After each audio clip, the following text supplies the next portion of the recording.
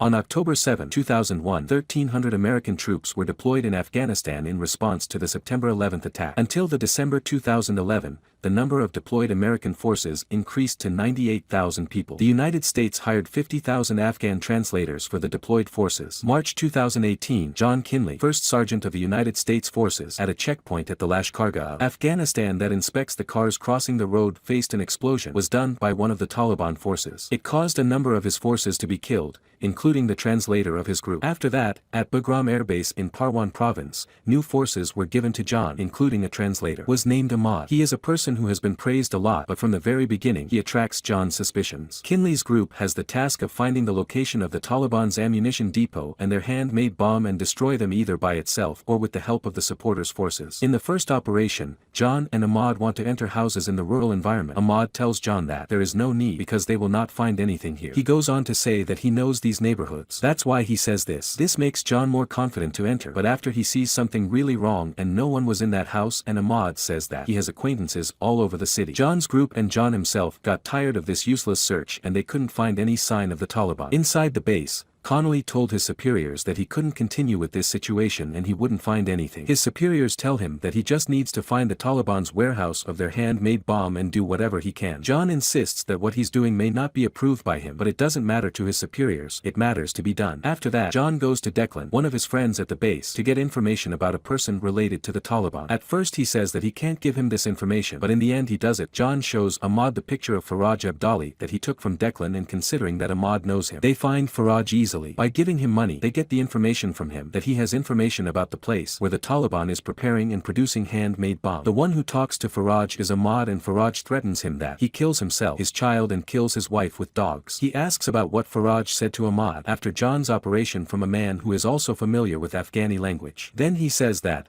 he heard Ahmad was in the heroin business and worked for the Taliban, but the reason that currently he isn't working with them is that the Taliban killed his son. These words make John's suspicion decrease a little towards Ahmad. According to the information he obtained, John identified two bases. He informs his superiors that it's his turn to go to them. His superior says that if they need help, just call them. The first base they want to go to is 30 kilometers away from there, and after passing a path they reach a crossroads that will go from the left side. When the group is planning the route they reach here, Hadi, one of the Afghan forces of John Kinley, tells them that the left path due to the recent rains have subsided and it's better to take the right path. According to the Hadi's familiarity with area, this change of route only takes them a few hours. John accepts and they start moving. During the journey, before they enter the right lane, Ahmad asks John to stop the car. He wants to tell them something important. After stopping, he tells John that it's useless and it isn't logical that Hadi told them to go from the right side because recently the rain hasn't caused the left side to sink. He says that Hadi is one of his trusted forces. But Ahmad doesn't take back his words and says that they shouldn't go the right way because it's very likely that the group will fall into the trap of the Taliban. In the end, John agrees and sends one of his forces to check the route with a drone and send other people to the height to watch and look at the two routes. When the group is distracted by this task, Ahmad fights with Hadi. When John and his soldiers separate Ahmad from Hadi, Hadi admits that his family has been taken hostages and he was forced to do this. And after examining the drone, they inform that the Taliban are ambushed ahead. That's why they return to the base. Although Ahmad behaves against John's orders, but this incident almost inspires his trust. In night, John talks to his family through video call, and on the other hand Ahmad goes to see his wife who is pregnant. His wife tells him about the son of one of their friends and asks him to prepare the American visa as soon as possible. Ahmad says that it will take some time, but he promises that it will be done. The next day, they decide to target the second base and go there. After 3 hours of driving, they reach to the miner, and when they stop the Afghan workers who were working outside, someone inside the Taliban forces reports that the American forces have reached the ammunition depot in order to reach them as soon as possible. The inspections continue and they reach a place where, in addition to weapons, they make homemade bombs. The Taliban forces arrive and a fierce conflict begins. They inform the base by wireless to come to their help, but the distance from the base to there by helicopter is 30 minutes and they have to last this long. In addition, inside the warehouse ammunition and homemade bombs, they bomb in this conflict. Except John and Ahmad, the whole group was killed and they both get into one of the cars left by the Taliban and run away from there, but the Taliban follows them. In this situation, the ammunition warehouse exploded and finally the base forces arrive and they find the funerals of the group members, except for Ahmad and John. The two of them realize that one of the wheels of the car is punctured and they have to leave the car. They leave it somewhere and walk into a non-road path. When the Taliban forces see their car, they call their leader and he says that he wants them alive. From here following of John and Ahmad are started by the Taliban. When Ahmad and John get a little far and are almost sure that the Taliban forces aren't near them, they stop and rest there for the night. The next morning the Taliban forces find them again and the two escape again. They can't cross the road. Because of this, they have to continue on their way through the valleys. Along the way to a number of forces, they face Taliban for making no noise. They kill them with a knife and take away their wireless. After a while they face Taliban and attack them again, but this time they are forced to shoot with guns. The sound of gunfire causes other Taliban forces come towards the sound. John and Ahmad hide themselves in a rock crevice. They keep them away and then they find a ruined house and spend the night there. Tomorrow morning the Taliban will find out via wireless that they have found that house and will come to that direction. John is busy with inspection that a bullet hits his leg and the Taliban arrest him. One of the Taliban forces wants to kill him but the rest of them stop him because the leader wants it alive, but he hit John with the butt of his own gun. John becomes semi-conscious and he take his body to their car. Suddenly, those who had attacked John were killed by Ahmad with consecutive shots. Ahmad disinfects and bandages John's wounds. He knows that he can't get into that car and go from road. For this reason,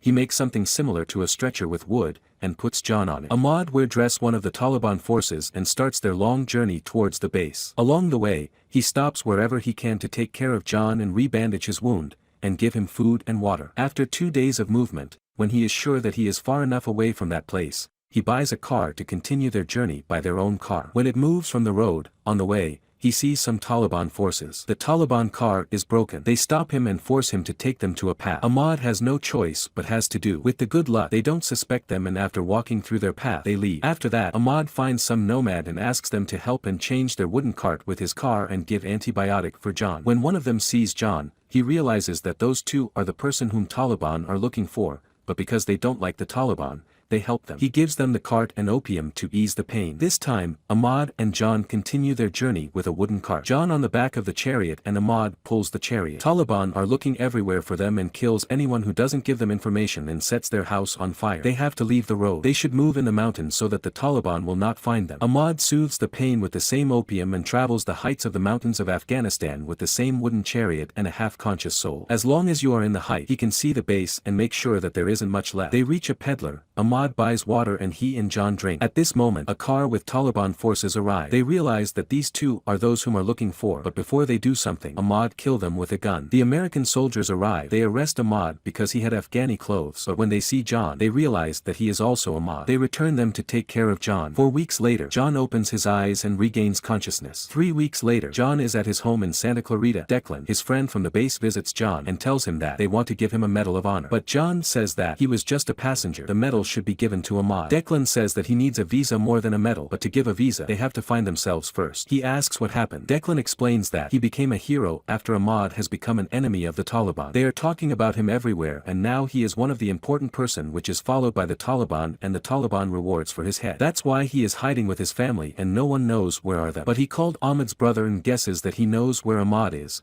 But until Ahmad's visa isn't prepared, he won't say anything. John has been trying to prepare Ahmad's visa as soon as possible, but the process doesn't go well at all. On the other hand, he always has semi-transparent memories of those days when Ahmad saved his life. It will be reviewed for him. This erosion and inevitable process reaches the point where it threatens the person behind the phone. After about 2 months, he meets with Declan again, and considering that nothing has happened to the visa until that day, Declan says that he wants to get Ahmad out of there himself. Declan says that a person named Parker knows that he can help him. He is in one of the bases in Afghanistan and can give him strength. Just he must spend money and enter Afghanistan under a new name. Otherwise, if the Taliban find out about his return, they understand that he returned for only one reason. In Afghanistan, Ahmad's son was born, but they can never be comfortable. The Taliban is looking for him every day. A friend named Poya informs him that the Taliban is near his house. Ahmad, his wife and child leave. On the way, they face with one army of the Taliban along the way. He kills him and gets back on the Poya's truck to move to somewhere else. In America, John wants to talk to his wife about going to rescue Ahmad, but due to recent accident and he just returned from there, he doesn't know if his wife will accept or not. But his wife tells him that it was Ahmad that now he and his children can see him, so he must do this and he must be safe to come back. John goes to Air Force Base in California. He goes to his superiors and Declan is also there. His superior wants to remind him about the fact that he threatened government services and tell him that he has been complained about, but he is dead. These issues aren't important to him. He talks to his superiors about the fact that Ahmad helped him and they should help him too, so that he can come to America. John reminds his superiors that Ahmad saved him 8 years ago. His superior has high relations. He should prepare the visa for Ahmad and his family. John says goodbye to his family and goes to Afghanistan. In Kunduz airport of Afghanistan, John goes there under the name of Ron Key and meets Parker. According to the arrangement and money that John gave to them, Parker should leave his forces at his disposal, but Parker tells him that he has given them a mission and he has to wait for 3 days until they leave and come back. John is upset by his behavior and says that he goes alone, just to give him equipment. Parker insists, but John can't wait 2 more days. John leaves and Parker tells him that wherever he is, he just needs to call on the satellite phone he gave him to help. He passes from Gorian and Kala Na districts until he meets Ahmad's brother in Cherikar. He lives with Poya. Poya introduces him and says that they should go with his car because he has permission to pass through Taliban checkpoints. John picks up his things and goes to Ahmad's side in his truck. They can pass the first checkpoint by presenting a permit, but after going through a route at the next checkpoint, a number of the Taliban forces stop him. Poya can't dissuade them even by showing the license and money. They inspect the inside of the truck, which kills them both with a gunshot. At a distance from them, another Taliban force is witnessing this happening. He calls the leader and takes orders from them, to find out who he is and follows them. On the way to reach Ahmad, Vox, the superior of John, calls him and informs him that Ahmad's in his family visa are prepared and sends for Parker. It's enough for him to bring Ahmad and his family to the base. Poya and John arrive at Ahmad's place. John calls Parker and they trace his location and tell him that the nearest air rescue point is 2 kilometers from there, Durant Dam. It takes 2 hours for Salvation forces to reach to the dam. John tells him that they will need help due to the shooting on the way and Parker tells him that he is trying to send a drone to them. John meets Ahmad. The Taliban force that was chasing them called the leader and said that that person is John and Ahmad is also there and they should get there as soon as possible. John tells Ahmad and his family that the visa is ready and they should leave as soon as possible. They get on the truck and they go to the dam. The Taliban arrive there from the other side and their informer tells them in which direction they went. This pursuit and escape with the shootings of John and Ahmad causes a more intense conflict, where they reach the dam. The conflict continues as much as Ahmad and John's ammos are finished and Poya is injured. At this time when there was almost no hope left and the Taliban forces were increasing, the drone arrives there and either kills or flees all the Taliban forces by firing missiles and shooting. After that, Parker arrives there with the rescue team and tells John that if he had told him from the beginning who is he and came to save Ahmad, he would help him without taking money. He delivers the visa to Ahmad and John. Ahmad and his family move to the base and then to America.